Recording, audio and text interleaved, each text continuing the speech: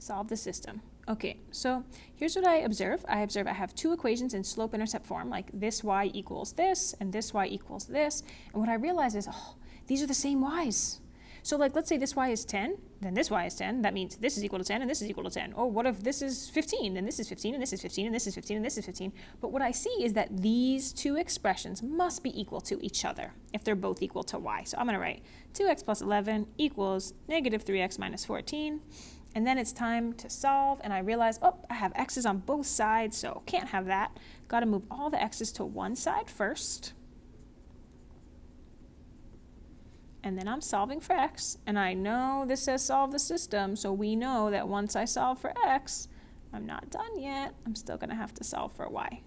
So I get x equals negative 5. Okay, let's put that here. And now what I'm going to do is I'm actually going to plug into both of these. Even though it's like a little bit of extra work, it kind of checks my answer for me, right? I'm going to plug in like this. So here I get 15 minus 14, which is 1.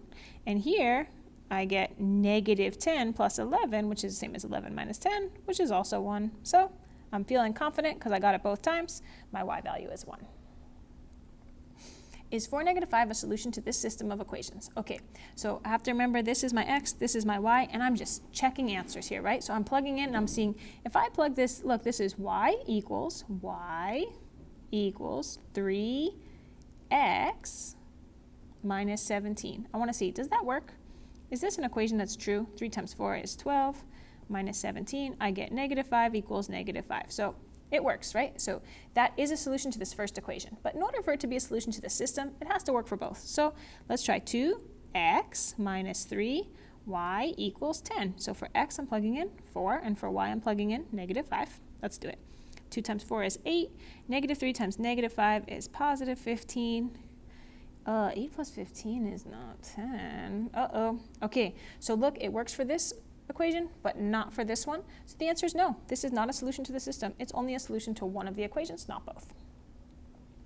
All right, here we go. Solve the system. This is our last solve the system question, right? These are kind of long. I observe here I have two equations that are in standard form. So kind of like this one, I observe there's two equations in standard form. So I think, okay, I'm going to use elimination. And now I'm looking to see, oh, do I have a situation like this?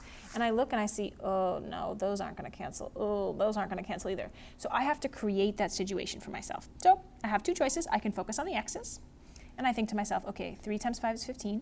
So what I could do is I could multiply this top equation by 5 and make this negative 15, and the bottom equation by 3 and make it positive 15.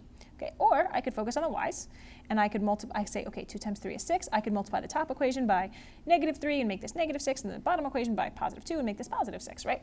Either of those choices is fine. It doesn't really matter too much. I'm going to do the y's, so I'm going to multiply this top equation by negative 3 and the bottom equation by 2. So negative 3 times negative 3 is 9, so that's 9x. Negative 3 times 2 is negative 6y. Negative 3 times negative 12, careful, negative times negative is positive, and this is 36. Something that I notice is sometimes you guys forget to write the x or the y. Please don't forget that, because then once you solve, you're confused, like, oh wait, I got something equals 5, is it x or y? Okay, so just make sure you write the x and y. 2 times 5x, 10x. 2 times 3y, 6y, and 2 times 20, 40. Let's do the math.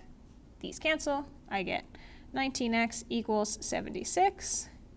Now when I divide by 19, I get x equals 4. And of course, I am not done because I am solving a system and I still need a y value. So we'll plug into this bottom equation. I get 20